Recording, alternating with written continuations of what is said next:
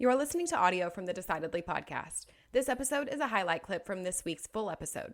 To listen in on the complete conversation, see the show notes for the link to the complete show. You can help us out by leaving us a 5-star review wherever you listen to podcasts. We appreciate every bit of your support. I'm Morgan McKittrick, your producer, and this is Decidedly.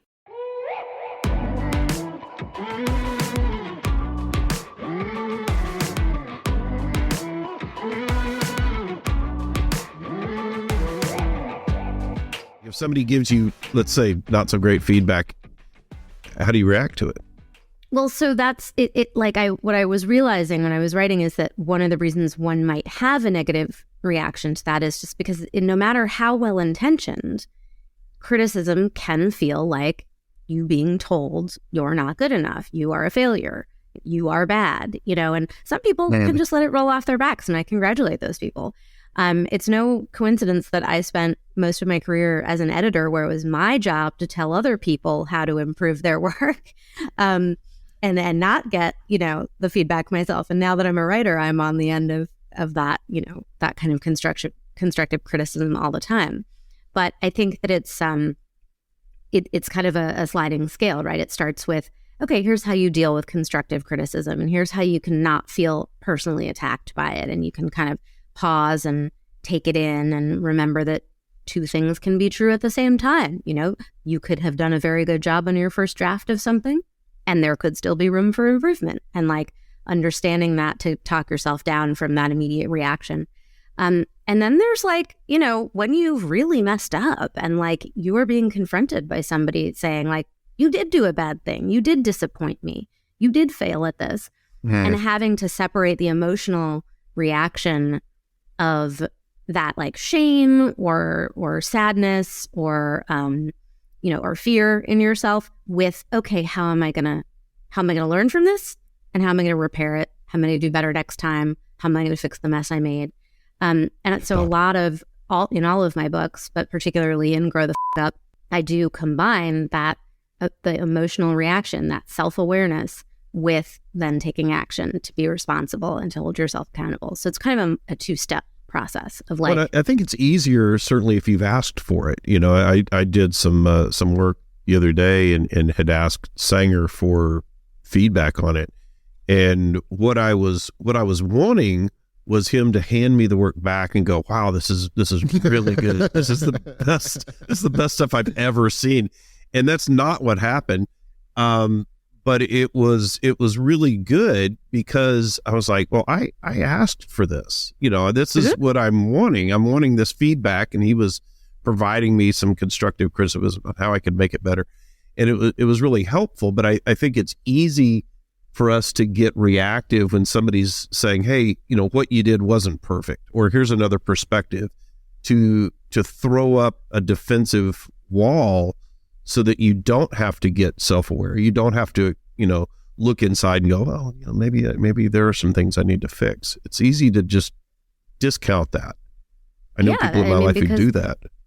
That's work, that's emotional work that you have to do. And the difference, there's kind of a evolution in my book, but from actual baby, an actual baby who has no life experience, no responsibilities, hasn't learned how to behave or misbehave yet. And then you've got big babies who are people like us who've had all the time in the world to learn how to do things properly and to be better, and just don't want to make the effort. And then you've got your theoretical grown-ups where we're we want to do well, but we just aren't, always that good at everything. And then the total grown-ups who are the kind who can take that criticism and say, I did ask for that, and it doesn't make me feel bad, and I'm going to take those suggestions and I'm going to move on. And for me, I think that it's, in keeping with the theme of your podcast, it is about making the decision on the front end to say, I am going to walk into this and I am going to act like an adult, and I'm not going to throw a tantrum, and I'm not going to say, you're wrong, and then just, not take any of that advice and just stomp off and do it my way. I'm going to decide to take it in, think about it, to not be ridiculously reactive, and then move forward. And a lot of the time, when people are, and we've talked about this before, when people do something kind of rash or they get themselves into a bad situation, it's because they didn't just take 30 seconds, 2 minutes, 10 minutes to pause and decide on a better path. They just allowed themselves to be reactive. And decision making is not reactive, it's proactive. And so I think that, everybody benefits from being able to just take a little bit of time, make better decisions, think about the outcomes, go for the best one. And that's, that's just, to me, it seems like common sense, but I think a lot of people just aren't doing it because they're just not thinking it through. Yeah, I think if you're not getting that feedback and it not just getting it, but listening to it and internalizing it and becoming self-aware, your own decision-making framework is cloudy. Your ability to make good decisions, particularly if you're in a leadership position, if you can't lead yourself by taking feedback, evaluating that and saying, what can I learn from this? How can I make a decision to improve? Your ability to do that for others is greatly diminished over if you're elevating that.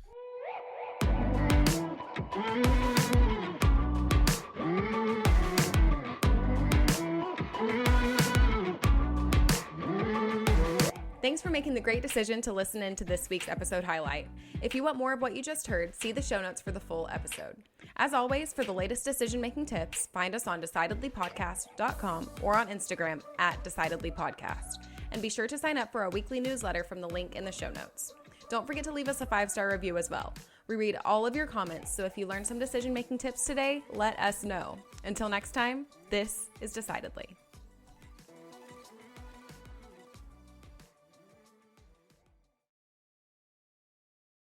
Insights, advice, and comments provided by Sean Smith, Sanger Smith, and speakers identified as part of the Decidedly podcast should not be considered recommendations. Speakers not identified as members of Decidedly are expressing their opinion, and their statements should not be construed as reflecting the views of the Decidedly team. This podcast is produced solely for informational purposes, not personalized advice.